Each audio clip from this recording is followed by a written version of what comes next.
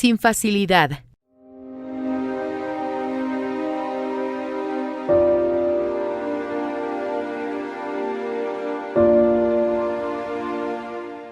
Después hubo hambre en la tierra, además de la primera hambre que hubo en los días de Abraham, y se fue Isaac a Abimelec, rey de los filisteos, en Gerar.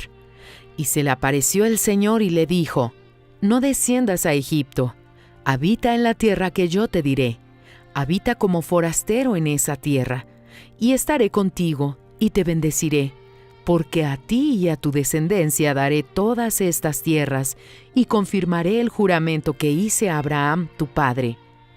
Génesis capítulo 26, versículo del 1 al 3. A causa del hambre y la extrema dificultad, la intención de Isaac era buscar sustento en Egipto, ya que era el lugar más rico y fértil de la tierra en aquella época, debido al río Nilo, es decir, facilidad. Humanamente hablando, parecía tener más sentido quedarse en un lugar más fértil en tiempos difíciles. Isaac le había pedido autorización al rey Abimelec para quedarse en Gerar durante un tiempo, porque estaba convencido de que encontraría la solución en Egipto. Sin embargo, Dios le dijo: habita como forastero en esta tierra.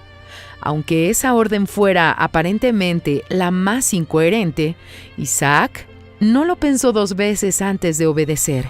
Se dio cuenta de que la seguridad de la facilidad de Egipto no era real. Solo existe un lugar seguro en el que podamos prosperar. Ese lugar se llama voluntad de Dios. Isaac obedeció y sembró entre los enemigos, y en el mismo año recogió al 100%, algo imposible para los ojos humanos. Pero cuando se usa la semilla de la obediencia, los frutos son sorprendentes y abundantes. Aunque haya alguna alternativa más fácil, la salida segura para cualquier situación difícil es siempre obedecer a Dios.